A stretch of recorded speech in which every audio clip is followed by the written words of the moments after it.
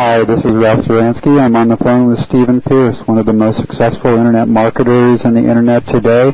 Stephen is a classical rags to riches story. Used to be a gang member and actually got shot. I think he still carries around part of the bullet in his leg.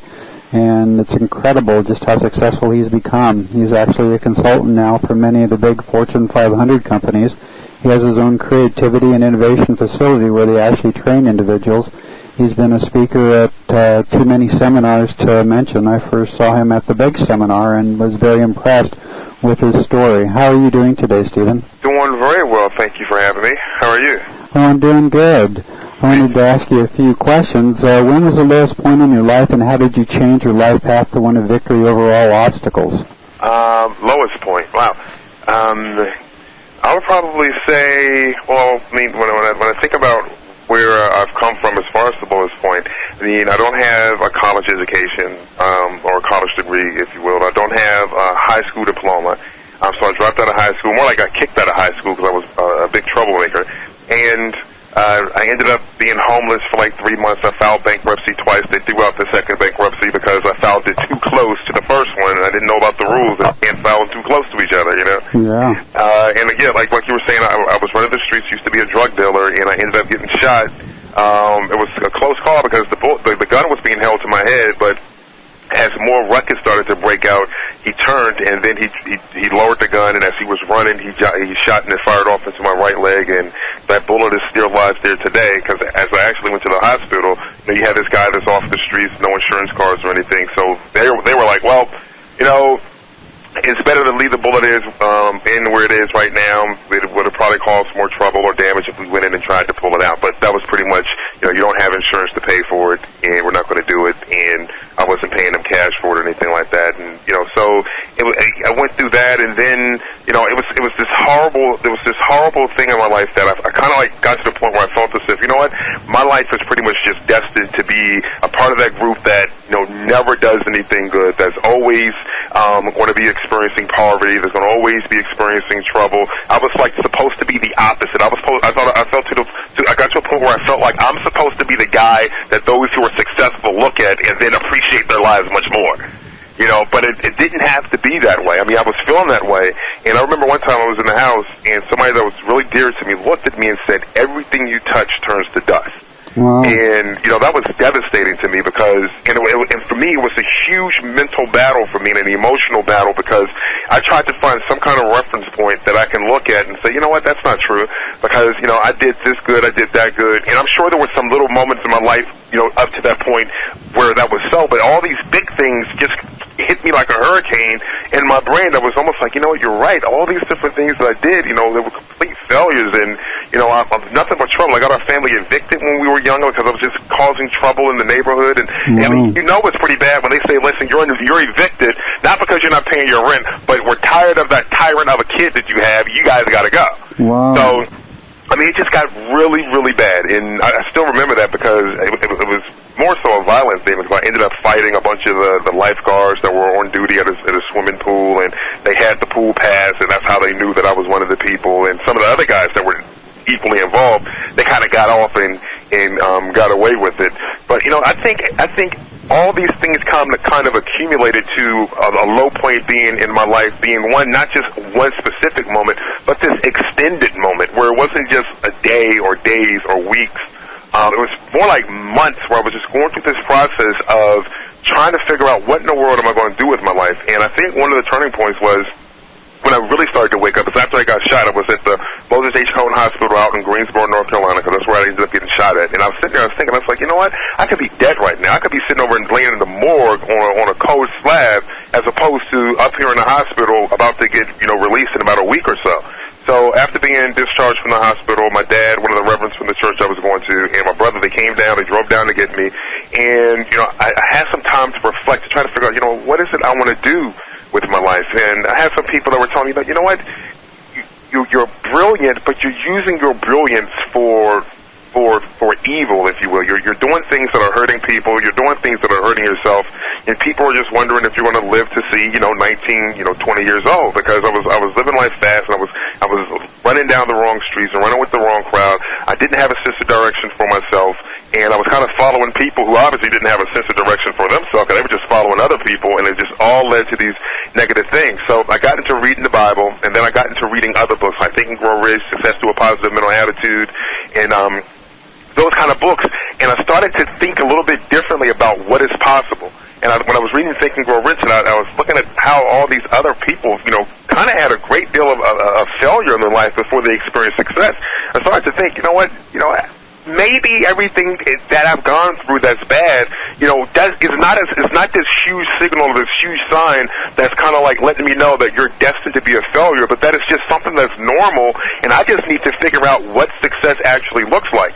Not just what do I ultimately want to become, not just what I ultimately want to achieve, which was important, but in getting there, what is this going to actually look like? Because I think many times in our lives, we set up, it's like, I want to accomplish this, I want to do this, and I want to do that. So we kind of have this end result in mind. We know where we want to go, but we don't get there because we don't understand what that road looks like. We don't understand what it's supposed to look like to get to where it is we ultimately want to be. We don't know what the experience is going to be like. So when these winds start coming and beat up against our houses and these fires start to come into our life, all this adversity, people will look at it as an omen or a sign from God that you're not supposed to be doing this, or something that's saying that you're beating up the wrong tree or something. When in actuality, being I haven't graduated from school, I haven't taken many tests, but I know that for somebody to get a degree in anything, there's a large amount of tests that they have to take before they can graduate. And in life, it's pretty much the same thing. Before you can move vertically to that next level in life where you want to go and ultimately reach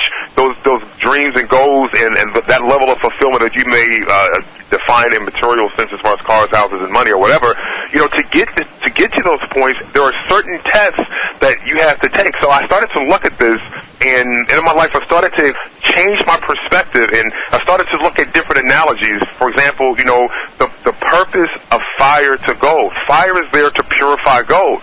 And I started to look at that and look at the different things that started to happen to me. Because I got on this path, I said, I'm going to try to start a business. And I tried to start some businesses, but they just didn't really work out. Like 12 different businesses that I was looking to get into completely failed. But it wasn't that bad. In the beginning, it was horrible because I just didn't understand, what in the world is going on? But then I kind of got it. I got it, and I understood that, nobody in life, sets out to go into business and say, I want this thing to be a complete failure. But it's going to happen because that's just how life is. You're going to have these things, but it just moves you closer to where you ultimately want to go. And from that experience, you gain certain wisdom, certain knowledge, and certain understanding that you were not going to be able to gain otherwise. You weren't going to be able to get it from books. You weren't going to be able to get it from a coach. You weren't going to be able to get it through any other means except that hands-on experience, which makes you sharper and prepares you for that next level and that next venture that you want to pursue. So I started to understand that these different things that were beating up against my life were more like the fire that was there to purify the gold, or the pressure on the rocks that bring forth the diamond, or that those strong winds that beat against the trees that makes for the strongest trees and the strongest lumber. So I started to get this better understanding of how to look at the different things in my life that were common, that were pretty painful at one point. It wasn't like it was easy. It just got easier to deal with, and I developed a little bit more enthusiasm because I understood what it was all starting to come together and mean. So that's a long answer to your question. So it was an extended period of time. It wasn't just this one moment, but I think it was probably like 2.5, 3 years of being at an extreme low, trying to figure out what to do, taking stuff to a pawn shop. I was homeless for like 3 months. I mean, it was pretty rough. So you really think that people that you hang around with have a big impact on your life? Well, absolutely. We like to look at it as like the third influence. If you look at what you need to create oxygen, right? To create water, you have 2 hydrogen molecules, right? Yep. And if you add what to it, you have water. If you add oxygen, right? Yep. You'll have water. But if you add sulfur, you're gonna have something completely different. Well, that's right. You're going to have what's called a stinky gas, boy, right? So So if you look at that and look at you and what you ultimately want to become, being those two hydrogen molecules. And I know I'm simplifying this. Those who are probably really good at biology or science or whatever, they will probably be able to give you more details on the whole process. I'm just simplifying it. So look at you and where you ultimately want to go is these two hydrogen molecules. And let's just say that what you ultimately want to become in life is water, right? Mm-hmm. Well, that means you cannot have any wrong influences in the sense of anything other than what is required for you to get to where you want to go. Something other than oxygen is not going to get you to become water, right? Yeah.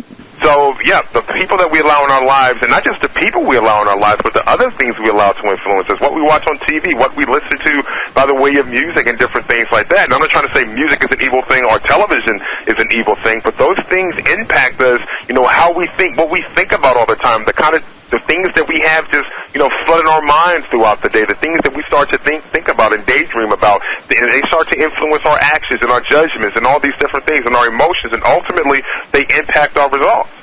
You really had a lot of setbacks in your early life. How important is it to take a positive view of setbacks, misfortunes, and mistakes? I think it's really important because I think one thing that's kind of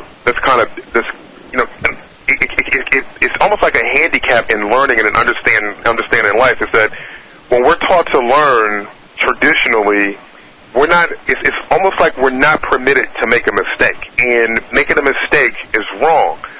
Failure equals something that's wrong, and it really shouldn't be that way. Failure equals learning. Setbacks equal learning. You're supposed to learn from those. I think some of our greatest wisdom comes from not when we win, not when we do things right, but when we do things wrong. But even when you do something wrong, you have to understand failure because, people say, well, if you have a setback and you have failure, you have to press, and be persistent. And that's true, but it's true to a certain extent. If you experience a failure in your life, the thing you need to do is understand why you failed, understand why it didn't work, understand why the outcome you have is the outcome that you have so that you can extract the wisdom, the knowledge, and the understanding from that to go on and improve on the next time out. Because if you don't understand why you failed, if you will, then you can just keep pressing and doing the exact same thing that's just never going to work. So you're just pressing forward and forward and forward with this same pattern of doing things that are not going to work. Because failure sometimes could mean, you need to take a different path. Failure may mean, try a different approach. Failure may mean you need some assistance. Failure may mean, you need to drop this altogether. And I think it's up to us to understand what the message is that is sending to us and extract that wisdom from there and then go ahead and press on. I wouldn't recommend anybody press on with failure if they don't understand why something didn't work out. One of the best things that can happen to us is to have things not work out and then understand why they don't work out. That's what helps us to go forward and kind of create and shape the lives that we ultimately want to have. Everybody's going to experience, but I don't care where you are in your life, you're always going to have challenges. It doesn't matter how much money you make, what kind of celebrity you have, or what kind of celebrity you're aiming for. You're going to always have these challenges. So there's no need to be shocked and surprised if something goes wrong or something doesn't go as planned. That's like par for the course. So that's going to happen. So instead of being surprised, you should always be prepared to learn from every situation, even if you do something right. If you do something right, why did it work? If you did something and it didn't work, why didn't it work? You should always constantly be asking yourself those kind of questions. That way you can understand your strengths and your weaknesses as far as yourself go. And what those strengths are, you want to continue to build on those. And whatever those weaknesses are, you want to minimize them, or you want to offset them with some kind of partnership or somebody else in your life, some kind of coach, or you want to look to try to strengthen those things up. And the only way you're going to find out what your strengths are and what your weaknesses are is if you take the time to ask the questions based on your experience and these different results that you're getting in your life, both good and bad or even indifferent, asking yourself the kind of questions that are going to allow you to take a closer look at why things are turning out the way they're turning out. That's sort of like a trial and error experience, isn't it? How important is it to be an optimist while you're going through all the trial and error? Well, I think you have to be optimistic because you have to remain driven. You have to get that momentum and then keep that momentum. We like to tell people, may the momentum be with you. And we say that because, when you get momentum in your life and you have things going, you have things clicking, that's one of the most important things that you can have. And I think part of getting momentum is being optimistic because there's going to be a lot of things that will come and jolt you and take you by surprise. And you just have to allow yourself to be prepared with them and be like water. Be very fluent and be very flexible and be willing to adapt, because change happens so fast. You can't go through life being rigid. And I think one part of being flexible and fluid is remaining optimistic and focused, but yet being flexible in how you want to accomplish different things. I think one of the things that traps us with optimism is that we'll be optimistic about the ends and the means. And what I mean is, you have this ultimate thing that you want to achieve, whether it's material or otherwise, and you're really optimistic. You know that you can accomplish it, so you're setting out to get it. But you're also optimistic about this very specific method or path or way that you're going to accomplish it. It can be a business opportunity. It can be a very specific relationship. It can be anything, but you're focused on that, and you're optimistic about that one thing. And if anything happens to that and that one thing doesn't work, your life just comes crumbling down. So what needs to happen is remain optimistic and strategically focus on that end result, where it is you ultimately want to go. But understand that once you know where it is you want to head to, once you understand the ends, there's multiple means of getting there. There's multiple ways to accomplish what it is you want to accomplish. So sure, when you find a way or multiple ways that you're going to use to get there, be fully committed to that and get to it and get it going. However, if one of those things doesn't work out, or the feedback that you're getting is telling you to make some adjustments or make some shifts and do something different, then quickly go ahead and do that and remain optimistic about the big picture. And you have to keep that optimism, and it has to come internally from within, that fire that burns from within to keep you driven and to keep you going, because sometimes you're not going to have those cheerleaders on the side that are telling you can do it and that are rooting you on. I think that if we allow much of our identity and our drive to be attached to those people that are external, that are around us on the outside, and what they say and how they look at us and how they feel about us and what they're saying about us behind our back, if that's what we're going to allow to determine if we're going to be optimistic or pessimistic, driven or not driven, motivated or demotivated, whatever, then you're going to be in huge trouble, because you cannot control what people think about you. You cannot control what people say about you. I mean, you can feel as if, well, I can control what people think about me, because if I'm a good person, I do these great things, then people are going to think great things about me. Not really. People perceive the world completely different. You can be a great person, but you're so annoying to some people, they just think negatively of you and think badly of you, regardless of the good things you do. So we have to make sure that when we talk about being optimistic, you're not being optimistic based on, what people are thinking about you. It's like, well, if I have the public approval, or if I have the unanimous approval or the majority approval of my friends and peers, then I'm going to be optimistic, I'm going to be motivated. That's not the way to do it, because now you're allowing yourself to be emotionally driven by those people outside of you. You're giving your complete emotional control over to other people, and that's not the way to be successful in life. Yeah, they impact us, but understand that you can have complete control over your emotions, complete control over your focus, and you should understand and continue to focus on the center and the aspects of your life that you can control. Yeah, of course we want people liking us, and that serves our ego, and of course it helps with our identity and different things like that, and that's fine, that's natural. I'm not saying that it's not a part of who we are, but you can't allow it to be a huge part of your life to the point that it's going to determine how you feel in any given moment, and that if people don't feel good about you or they think negatively of you, then you're no longer going to be optimistic, which means you're no longer going to be driven to get done what it is you ultimately want to do. Well, it seems that a person would have to have a tremendous amount of courage to pursue new ideas or change their path in life when everybody around them doesn't want them to change. What do you think about that? Say that again? Does it take a tremendous amount of courage to pursue new ideas or a new path in life when all the people around you want you to remain the same so that they don't have to change? Well, I think it takes commitment to where it is you ultimately want to go. And the belief that you can get there, and not allowing your belief system to be attached to other people, and know that you're going to have people that are going to grind up against you. But learn something from that. Don't allow it to discourage you. Don't allow it to derail you from where it is you ultimately want to go. They're going to be them. How they feel, what they think, and what they do is a reflection on them. It's not a reflection on you. Although I think at times we can learn a lot about ourselves from the feedback that we get from people. But if people are trying to keep you trapped into a person that you used to be. Maybe you used to be this bad person like I used to be, or you used to do things that were wrong, and that's what people are accustomed to. So you're trying to make this change, and they may sneer at you, and they may think negatively of you, or they may say things that seem to try to keep you trapped in the past. As you try to progress and move forward, every reference they make to you is always about something that you used to do, that old person that you're moving away from, or they just want to kind of keep you trapped into what they consider to be the ideal person that best fits the relationship they want to have with you.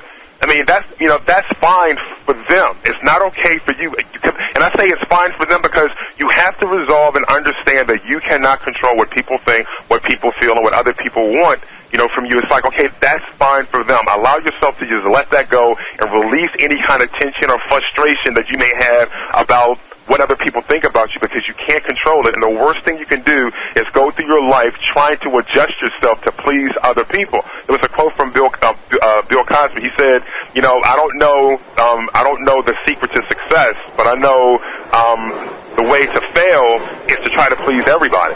And the one thing you don't want to do is to try to please everybody. Again, understand what your values are. Understand what your mission is in life. Why do you exist beyond the fact that your mom and dad, brought you into this world? What is this greater purpose, for you in your life? And, other than, you want to make money, that's a given. People want to make money, but, what is it you're going to contribute by the way of value to a group of people somewhere that's going to allow you to extract this amount of wealth that you're looking to get? Allow yourself to be driven and focused on that, and know that if you do not pursue that mission, if you do not adhere to the values that you have in your life, there are going to be a lot of people that are going to suffer because you didn't accomplish what it is you needed to accomplish so that you can touch and affect their lives.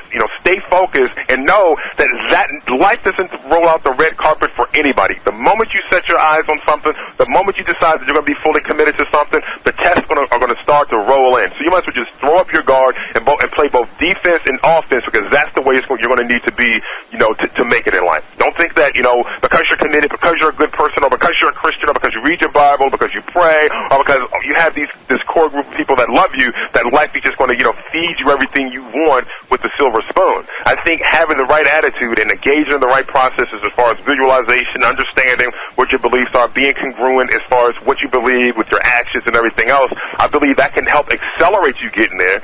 But you're going to still have tests, and it's interesting. The tests it becomes much easier to deal with and understand the test when you're in that right frame of mind. And I think that right frame of mind can be stimulated by being optimistic consistently, and understanding that you are here for a greater cause, and anybody who is trying to prevent you from getting to where you ultimately want to be, that's going to help impact and change other people's lives that may have disqualified themselves for a relationship. There's a quote from one of my mentors, Mike Murdoch, that says, people are like currents. Relationships are like currents. They're taking you towards the pit, or they're taking you towards the palace. You have to kind of evaluate your relationships and understand, the relationships that you have, where are they moving you towards? The people in your life, are they making deposits or are they making withdrawals? Who are the people that are just sucking the life out of you and not contributing anything back? You have to make some hard decisions at times to understand the relationships you need to cut back or completely cut off for the sake of the vision, for the sake of the mission, and for the sake of the greater cause and the reason and purpose that you're here for, and the things that you ultimately want to achieve and contribute to life. So how important it is, do you think people need to realize that they're going to experience discomfort in the pursuit of their dream? I'm sorry, I could barely hear that question. Say that again. How important do you think it is for people to realize that they're going to experience a lot of discomfort in the pursuit of their dreams? I think it's important that they understand that it's kind of like getting in shape. I don't know too many people that either became bodybuilders or became superior athletes, and they did it within a comfort zone. You have to get in the gym. You have to sweat. You'll have some aches and pains, and you'll be tired. And I'm not saying that being successful is identical to that kind of workout, but the things that they have that are similar is that it doesn't happen sitting on the couch in the comfort zone.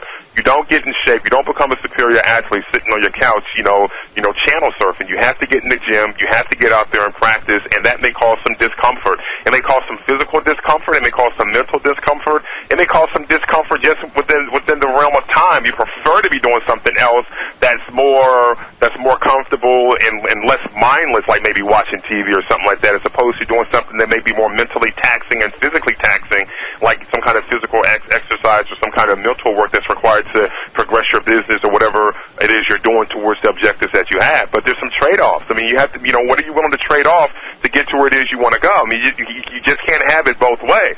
I mean, if you want to sit back and relax and, kick back, with your umbrella martinis or whatever on the beach, but you don't have any money, I mean, what sense does that make? I mean, if you want to be able to kick back, go fishing all day, okay, fine, but, put yourself to the point where you not only appreciate that, but you deserve that because of the value that you provided to a lot of people, and to do that, it's going to take some time, and it's going to be uncomfortable, but that's okay.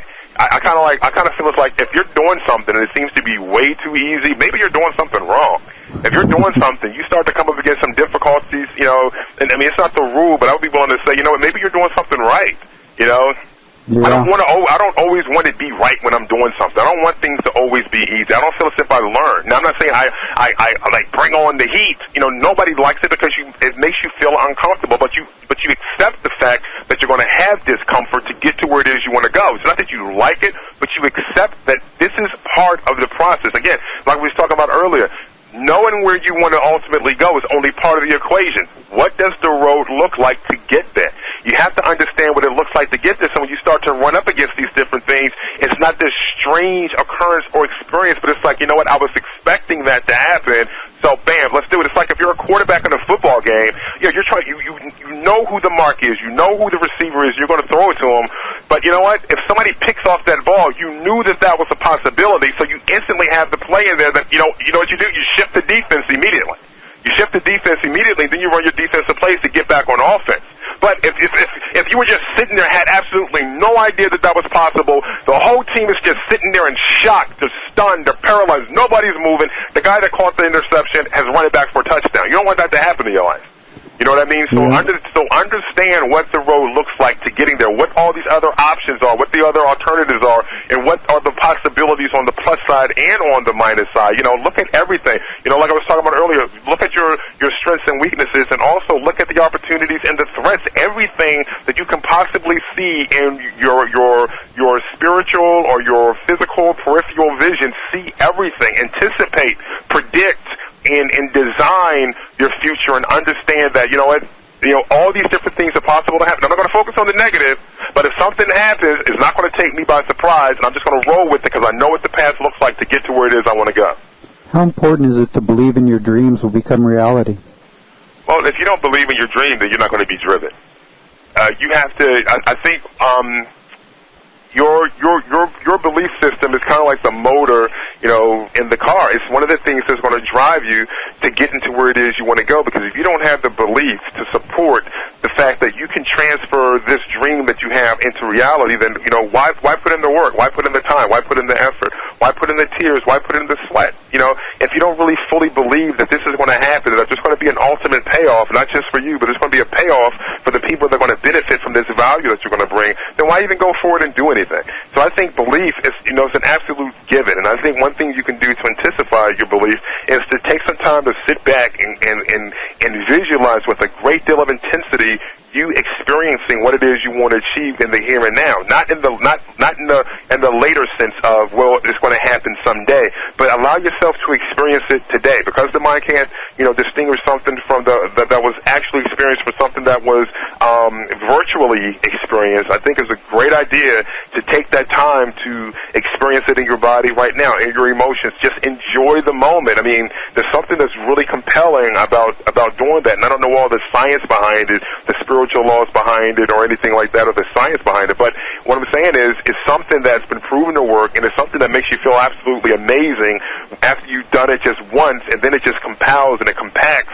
as you start to do it over and over and over and over and over again. The way it just stacks up, and the intensity that you feel as far as the belief that you can actually do it, and you start to get to the point where you're living your life as if you've already achieved it, and it doesn't make it easier, but it seems like you accelerate yourself towards where it is you want to go, and some of the things that would have probably been difficult to deal with along the way become a little bit easier to deal with.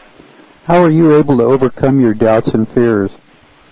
Understanding that I pretty much accept the fears and I accept the doubts. I forgot somebody, that the person that said it, but they said that you can't You can't stop a bird from flying over your head, but you can stop it from building a nest on it. And what that means is, regardless of how confident you are, regardless of how driven you are, and how deeply ingrained the beliefs are that you can accomplish something, you're going to still have your moments of doubts, and you're going to still have your fears. And that's because it's natural, and you're natural, and you're human. I think that's an organic part of our emotional system. I mean, you can have every reason in the world to be 100% confident and not have a single doubt. But you're going to have your points and times where you're going to have these doubts that come, you're going to have these fears that come, and because they're just these quick emotional impulses and responses to different things, whether you feel them emotionally or they drop into your mind mentally, like there's some kind of doubts that start to seep into your mind, or some kind of emotional tension that you may feel that from a fear that just appeared. That's fine. I don't really believe in fighting that. I just believe in just, you know what, it is what it is, but you do not have to allow yourself to grip that and embrace it and then make it a part of you. Meaning, you don't, when that doubt, that thought of doubt comes, you don't have to capture that thought and then sit there and just let it become a seed planted in your mind that uproots into your hearts and your emotions and in your nervous system, where ultimately that one quick thought of doubt, which you could have just let go, you allow to build a nest in your life, and now it's holding you back from becoming what you ultimately want to become. The same thing with your fears. You know what? It's just understand that, yeah, you're going to be afraid of certain things, and fear has its role. I don't think too many people, because of fear, are going to run across a highway of speeding traffic and fear of getting slammed by a car and, ultimately, possibly dying. So fear has its role. Fear protects us at times, but fear can also hold us back from becoming what it is we want to become. So understand that, yeah, there's going to be fears that you know you have, but do it anyway. That's the whole thing. I think courage is not about controlling the fear. It's about understanding the fear and doing what it is you need to do anyway. I don't think courage is ultimately about, being fearless. I think fearless itself doesn't mean the person is without fear. I think fearless is that the person understands the fear and they press through it anyway because they know that this is something that they absolutely must do to accomplish what it is they want to accomplish. You've been through a lot in your life. Who helped give you the willpower to change your life for the better? I read my Bible a lot. I'm very spiritually connected, and I understand there's a greater purpose, for my life. There's a greater mission for my life, and I love to have fun, but I also love to make sure that I'm making a contribution to people and understand what that contribution is.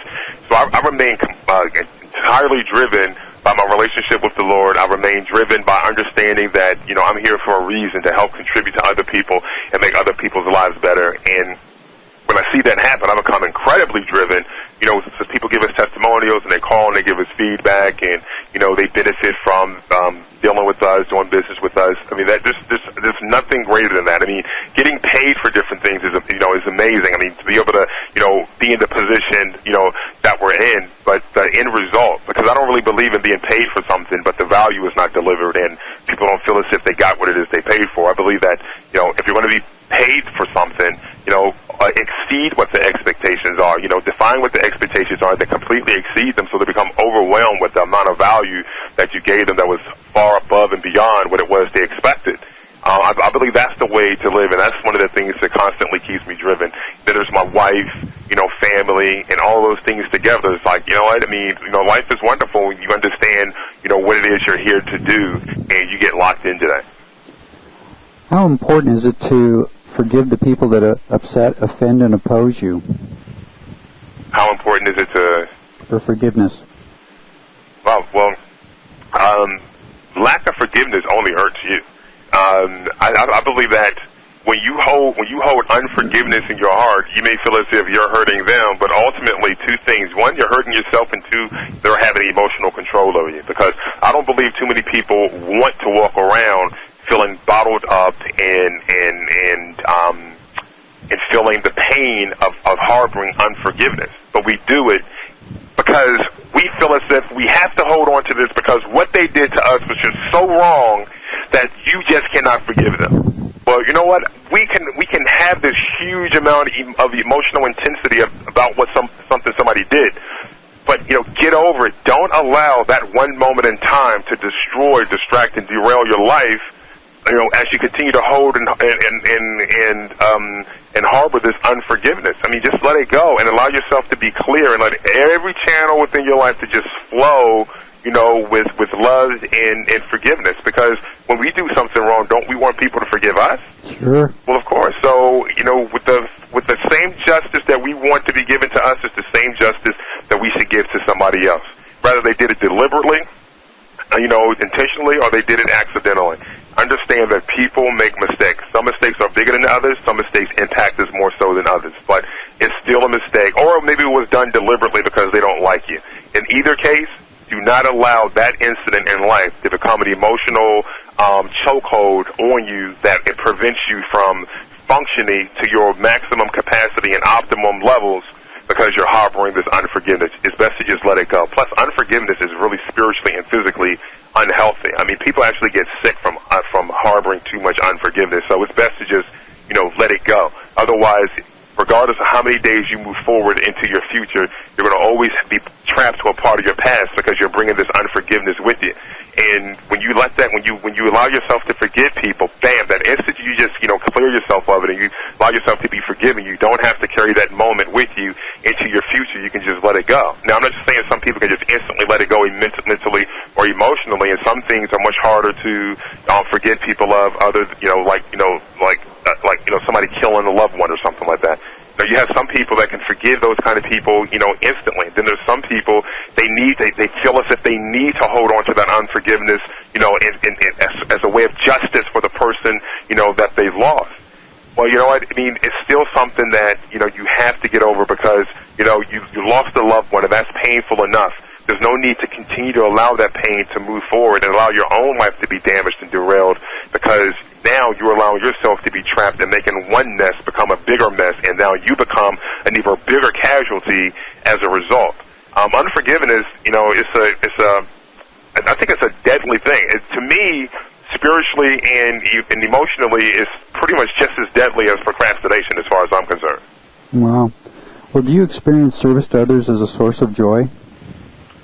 Do I experience service to others as a source of joy? Oh, absolutely. Absolutely. The fact that, this world is filled with people that have needs that want to be filled, and that the way to allow your personal wealth to be increased is to find those needs and then to fill those needs, and then the joy that people get. It's almost like, some people, they go through they try to start these businesses and stuff, and then they don't want to do the required work to deliver on the products or services. It's like, do I have to do this? Do I have to do that? And different things like that. Not really. I mean, if you think about it, there's a lot of people that would love to be in your position of, if you have wealth, they would love to be in that position. If you are positioned and even have the opportunity to create wealth, there's a ton of people in the world that would love to be in that position. So no, you don't have to.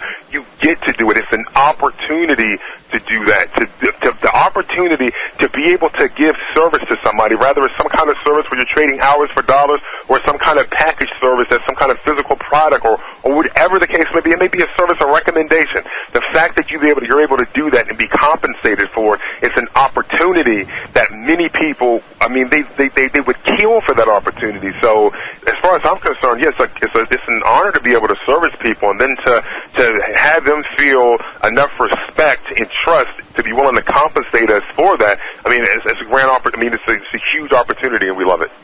What place does prayer have in your life? I pray all the time. To me, prayer becomes it's like a beacon. In the darkest hours where you can see nothing, but you can see a beacon blinking, that's what you're going to start to move towards. Because for you, it may be a signal of help, it may be a signal of salvation, restoration, or salvation, or whatever the case may be. For me, prayer is like driving on a road that has no street lights, is at night, and is absolutely pitch black. Prayer to me is not like turning on the headlights to the car. It's like bringing out the sun in the middle of the darkest night, where you can clearly see. And even if you can't see, you know that you're being guided and you're being led and you're being directed. So to me, prayer is the chief cornerstone of everything that it is that I do. Who are the heroes in your life? Well, there's a lot of heroes. There's a lot of people that I would say that I look up to, that I look to model my life after, I look like to understand, like Mike Murdoch, Anthony Robbins would be one, Joel Osteen would be another. People like that. I know those are the more modern day people. Of course, there's people from long ago like Einstein and who was it? Was it Leonardo? Leonardo da Vinci. Yeah, Da Vinci, Socrates. Different. Did I say that right? Socrates, Socrates. Yeah. Right, okay. Right. And there's a lot of different people that were great thinkers. Of old that were, absolute geniuses, and I love to study and understand, the way that they think, because their genius was not in their book-smart academics, but their genius was found in the way that they think.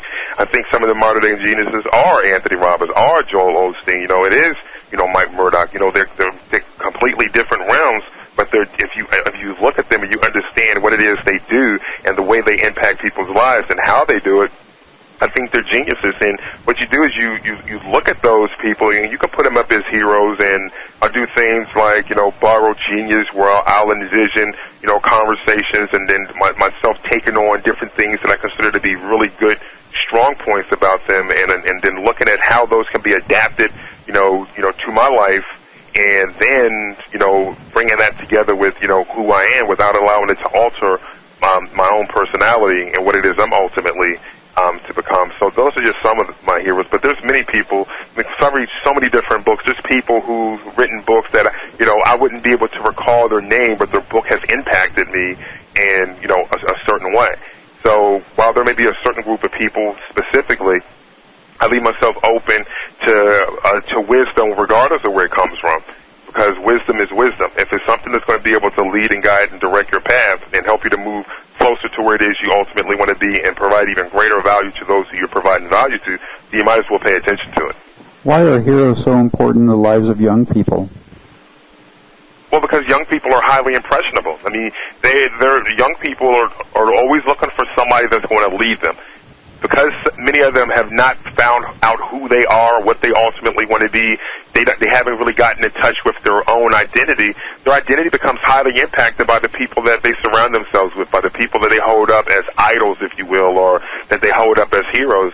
And I think that, having the right heroes can make a huge difference on where ultimately many young people go. So I think it's really, really important. And for those that have the ability to influence young people, they should make sure that they have access to, information and videos and audios from some of the greatest thinkers of old and of today, because that will help to influence their mind and could ultimately redirect them from what could have been a path of negativity and destruction to a path of positivity and fulfillment in the positive sense. Do you think there's a group of heroes or many heroes in our society that aren't getting the recognition that they deserve? Sure, and I probably couldn't give them recognition right now because I probably don't even know who they are. Most of the time people recognize those who reach some kind of public status. They did something that was worthy of being put into the public's eye. But if you count how many people are tracked by the media as quote-unquote celebrities, it pales in comparison to the number of people that aren't tracked. So you would have to think that the number of people whose lives or who are impacting other people's lives far outnumber the number of people who may be making some kind of impact that maybe on television or in print or something like that. So I would think that, there's a ton. I'll probably say for every one person that you know about, there's probably 100 that we don't. Yeah, I think that's probably true. Do you have, what are your solutions for some of the problems that are facing society today, like racism, child and spousal abuse, violence among young people? Since you were there and you experienced it firsthand, what do you think are some of good solutions for those problems? Well, change happens one person at a time. I know people want to change companies, they want to change racial groups, they want to change, different things like that, in groups, but change happens one person at a time. So each person has to be reached, where they are, maybe through some kind of means of mass customization where we understand where each person is individually, but then on a massive level deliver to them some kind of customized solution that helps them to deal with where it is they are. For some people that are maybe filled with hate, that want it, that love the hate, maybe there's not much that can be done for them because people have to want to change. Now, for those people that are in despair, that are maybe trapped in anger and rage, and maybe they beat their spouse or something like that, and they know they're doing it, they know that it's wrong, but they feel as if they're out of emotional, they're out of control emotionally. Maybe there's some help that can be given to them, but that kind of stuff happens, one person, at a time. I mean, there's a whole lot of issues that we deal with, not just as a U.S. society, but, in the world at large, from wars and divisions and, economies. It's just so much. I think that if you break it down to the smallest level and understand that all these parts make for the whole, and that for the whole to change is a requirement for the parts to change, I think, and we all take on the responsibility for dealing with ourselves, because some people are so busy trying to change others, they themselves are still in cahoots and out of control, and they're not changing the one person they have absolute control over the change, and that's themselves. So I think one solution is everybody taking a look at themselves. Yeah, a lot easier said than done. But it's true, change happens one person at a time. The way to change 10 people in the group is to have each individual change, not try to get 10 people in the group and get them all to change as a 10. And even when you do that, and if change happens in the room, it's because on an individual basis they decided that, they must change, that they want to change, and that the change was going to happen. The process, they say that, understand that, something must change. You can change it, and you will change it. So, maybe in this group setting they see that something must change. They understand that they can change it. They have the power to change it, and then they make that decision that they will change it, and they follow up that decision with action, and they actually create change. But even still, it can be a group, but it happens on an individual level. Yeah. What are the things parents can do that will help their children realize that they too can be heroes and make a positive impact on the lives of others? Well, I'd say one thing is, two things. Live a life of positivity, and I don't mean disguise the negative, but always feed positive things into their life. Give them positive things to see, positive things to hear.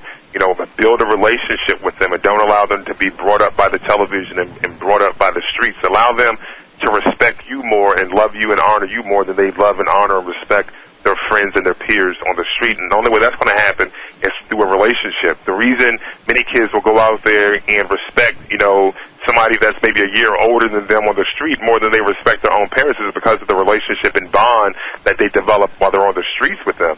So understand, the kids are going to be kids. There's certain things that they want. And, build the relationship with them, ebb and flow with it, build the relationship and allow them to understand that you know and understand and respect them, but have a close enough relationship where you can influence them and give some kind of input that can create an impact. You cannot control them. There's no way you can control them. The only way there seems like there can be parental control is when the child decides to be obedient. And when a child is obedient, many children are obedient out of respect. And some are obedient out of fear. They feel as if, well, you know what, I don't respect you, but I want to be obedient because I want to live on the streets. But I would prefer that a child be obedient out of love and respect more so than, fear of not being put out on the streets. And that could be something that's seen in some kids because when they have an alternate place to go, then the ultimate disrespect shows because now they're like, screw you and, kick me out. I don't care because they're going to go live with some friend or whatever. So I would say that, build the relationship, do some activities together, read some kind of books together, books that you want them to read. Read the book yourself. I mean, it's interesting. It's like parents are like, well, I want you to read this book. It's going to have an impact on you. Well, did you read the book yourself? If you want them to read the book, how about you read the book, too, so you can hold some kind of dialogue with them? Uh-huh. It's almost like, well, I don't want your life to be like mine. Well, it's like, and it's interesting because your life isn't over. It doesn't have to suck forever if you feel as if it sucks. It can improve. And if you have a book that you feel is going to help them, read it yourself as well. Don't say, listen, you need to go read this book, and then you go flip on the television. I mean, you're telling them to do one thing, but they're looking at what you're doing, and what you're doing looks like much more fun, so they want to do that too. Yeah. So I would say, develop some kind of system to create impact and change in a relationship with your kids, more so than just kind of like shoving them in a box, say, do what I say, but don't do as I do. And they're like, well, I want you to read this book. This is a great book. And it's like, well, let's read the book together, and we're going to dialogue about it. And I think in doing it that way, the parents will grow as well. Yeah, I think you're probably right. Well, Stephen, I really appreciate your time. I know how busy you are, and I just was really impressed with your life story and just how successful you've become, and what a great example you are for kids of all ages. And, I just really appreciate your time in doing this interview. Well, thank you, Ralph. I appreciate you for having us, and if you want to have us again, man, just let us know. Thanks a lot. Okay, thanks a lot. All right, take care, Ralph. Okay, Thank bye. you. Bye.